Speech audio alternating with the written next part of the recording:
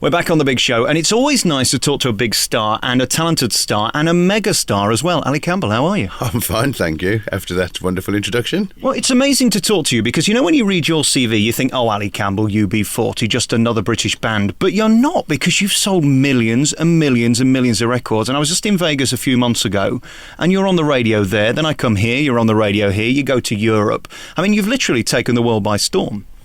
Well, that was my mission, you know, when we started UB40 28 years ago.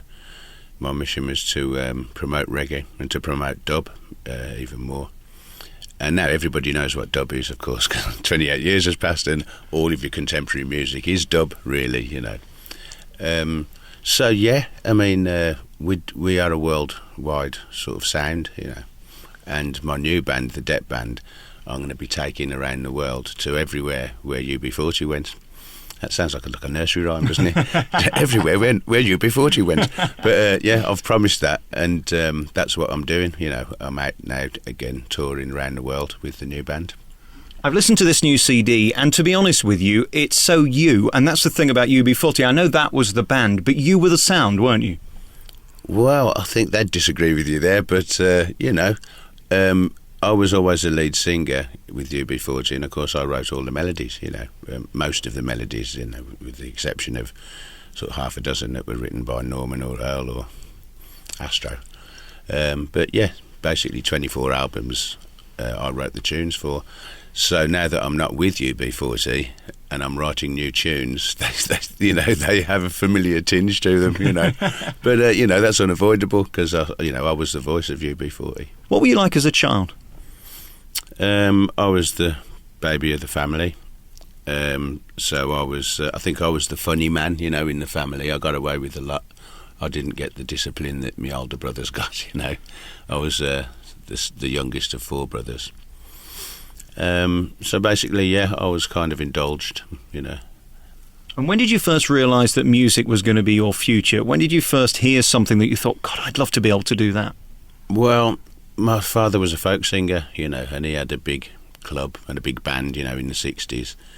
He had the biggest folk club in Europe for a time at the Digbeth Civic Hall. So I grew up with folk music and with instruments around the house, you know. But I also grew up in Borsall Heath in Birmingham. My dad was off touring most of the time. And I was, you know, on the streets, and the music of the streets was reggae, you know. So, and folk music never had enough bass for me. In fact, it didn't have any bass, you know. So, you know, I went in a different direction. I think I was a product of my environment, really, you know. I was going to blues parties when I was 11 and 12 years old, you know, and I was tolerated because I was only 2 foot tall, you know, and I was a kid, you know, and so I wasn't intimidated by the scene, you know, where a lot of white people were and still are, you know, for shebeens, not that you get any these days. So it was perfectly natural for me, you know, to love reggae. And, you know, I grew up on soul as well. You know, I was a mad Michael Jackson fan because I'm the same age as him. And, you know, I could sing all the same Michael Jackson songs, you know, Got to Be There and stuff. And I used to sing those in the playground. But I never thought that I'd be a singer. I just loved music, you know, I loved... and I was a bit of an anorak as far as reggae was concerned. I can't imagine you kind of gargling with Evian and doing 16 scales. Well, I gargled with a few things in my time, but not Evian. No, I think the secret to my voice is pleurisy. You know, a lot of people call it soul. I call it pleurisy, you know, and I do sing through my nose, actually, which is why I've never had polyps or nodules, and that's what I've been told by a doctor, you know. I've had all of the laryngitises and pharyngitises. I've had all of them. But luckily I've escaped any serious damage to my throat because I do sing through my nose.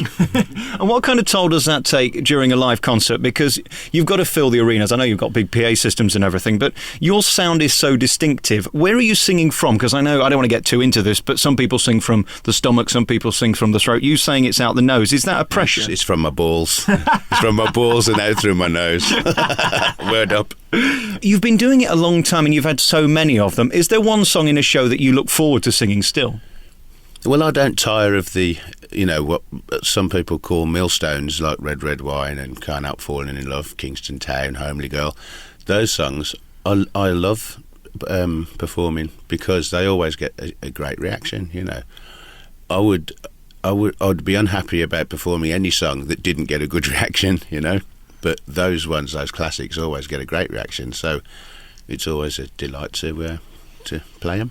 Does it ever become normal when you're just driving in the car and some idiot like me hits a record and it's yours?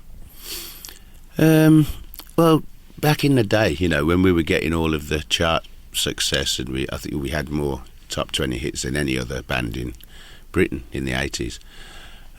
Back in the day, it was strange listening to yourself, but then it became boring listening to yourself. You know what I mean? It's like when you got on that A list, you know, it became sort of, we're on the radio again.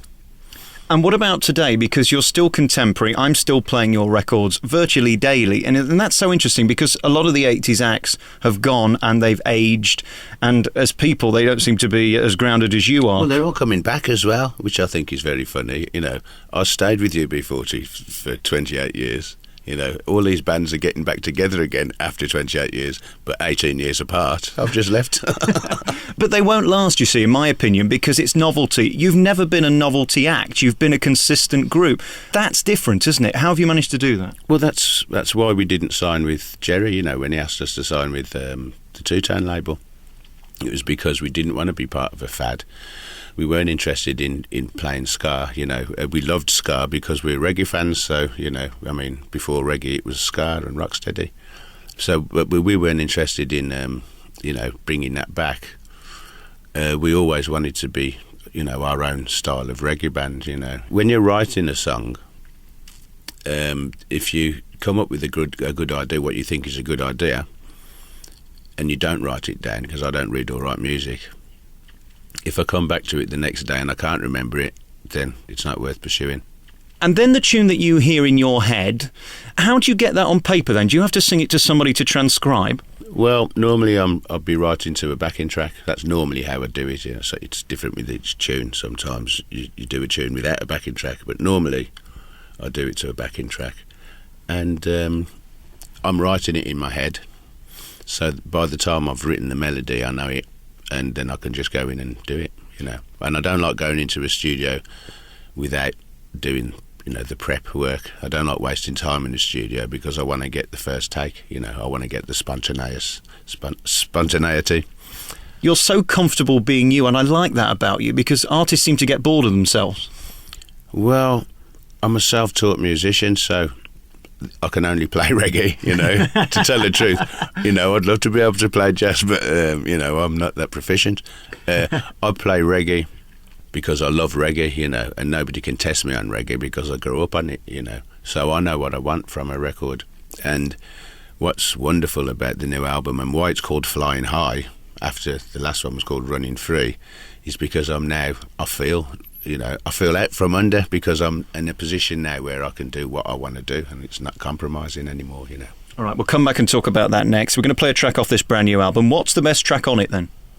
Oh, I'd go for Nothing Ever Changes with, I'm joined by a gentleman from Germany who's brilliant. We're back with Ali Campbell on your favourite local radio station. It's Alex Belfield playing tracks from the brand new album Flying High. And this really is a renaissance for you, isn't it? It's a chance to be back at the top after the UB40 split. Let's put that to bed. Got to talk about it.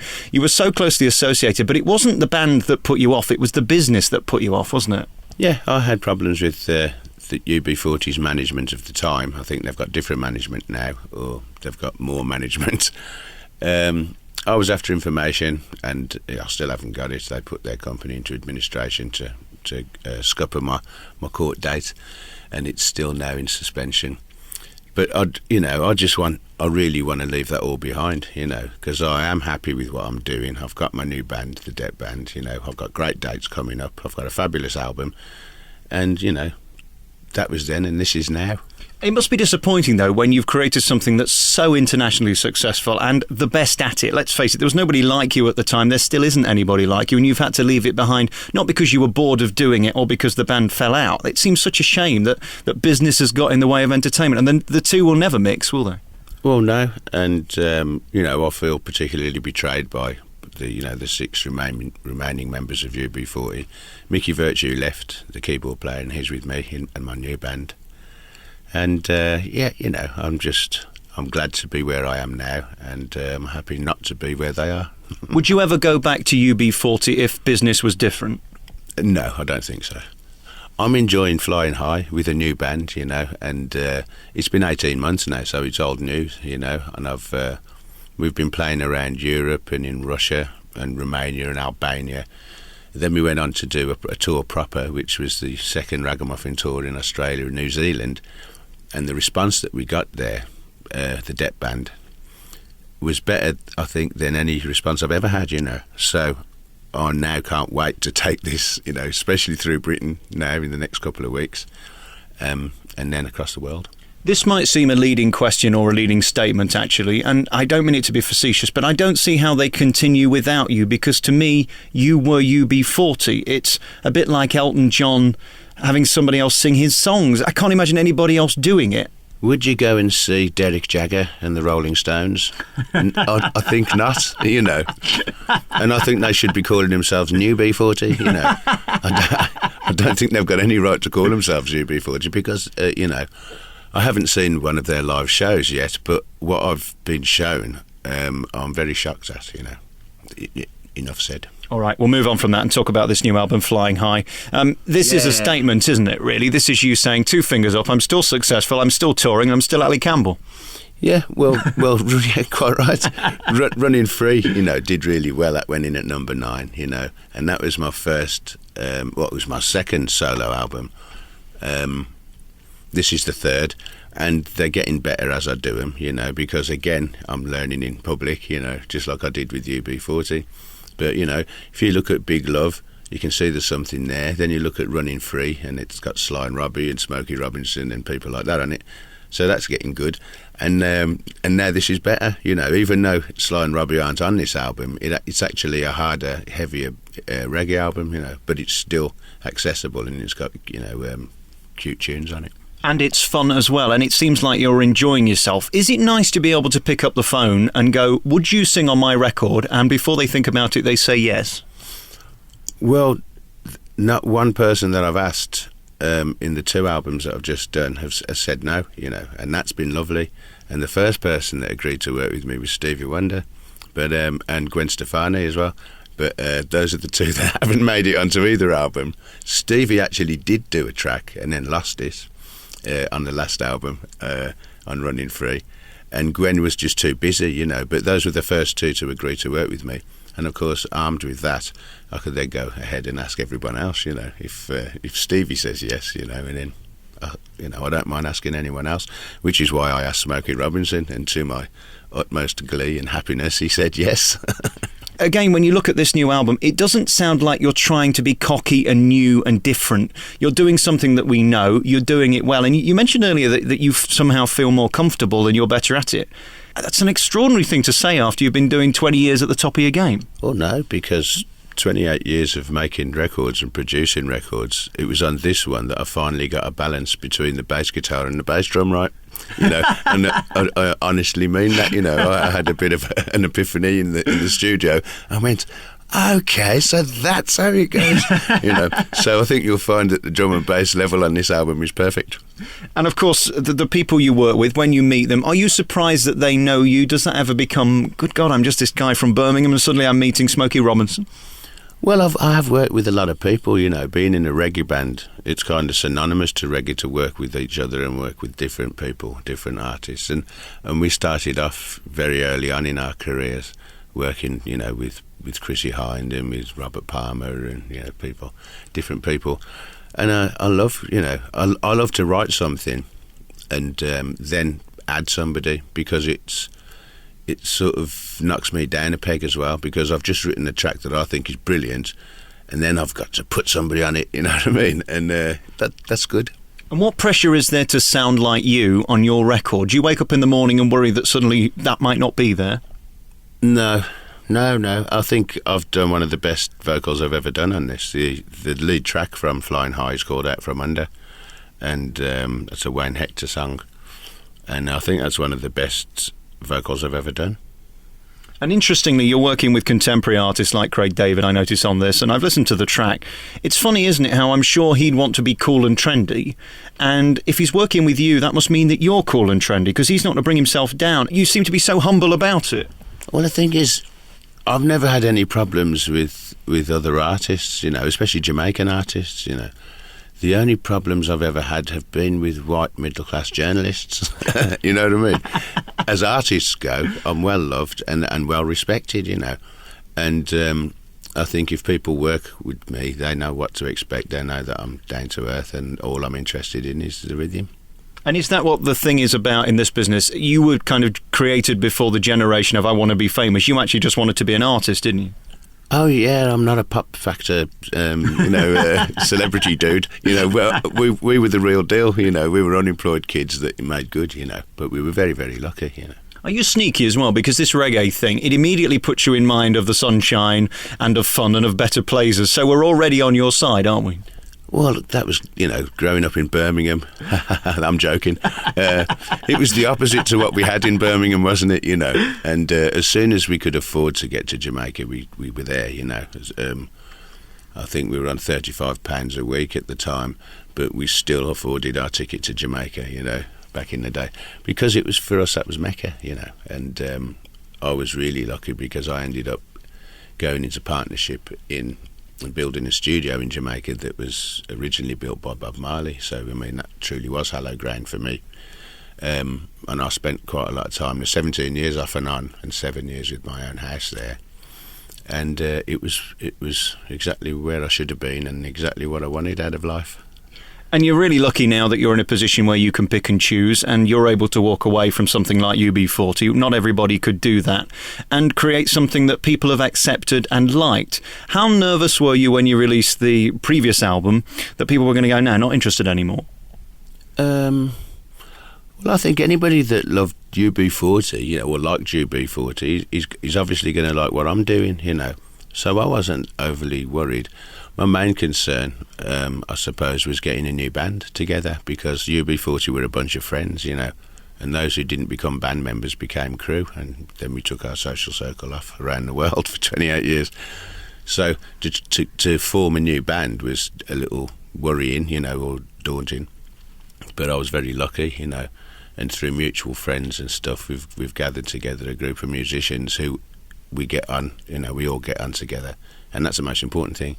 Even if, you know, they could be all great musicians, but if we didn't like each other, it would be impossible, you know.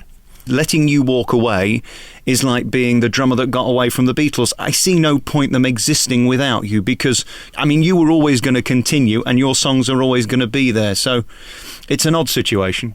It is, yeah, and it's a sad situation. The saddest thing for me was after I'd left, UB40, the remaining members of New B40 released a record with Maxi Priest, which was called Dance Till the Morning Light, and it was the Vitalite advert, you know, it was the Israelites backing track. And, you know, I watched 28 years of street credibility go down the drain in one instance, and it hasn't got any better since, you know, so it's very sad what's happened there. But I suppose inevitable when I left. I absolutely agree, and this new album is tremendous. If you like UB40, you're going to love this. It's beautifully made. There's some interesting people on it. I don't think you need that. That's the good thing as well. You're not working with these people because you need them. They kind of add something to you, and certainly with the Craig David track and things like that, and even the Smokey track. Got Sway on there, you know, and I thought it was important because that was a song about the war, and it was important for me to get a young voice, you know, and see what they were thinking about the war, and I think it's very humorous what he comes up with, and very topical as well, you know. And of course I've got Lady Saw, who's the queen of dancehall, and the queen of reggae really. And I've got Danny Kaye from South Africa, who's a sort of middle of the road soul artist, you know, but who's very good, and he's big in South Africa, and he got us the Soweto Gospel Choir and the Drum Cafe as well.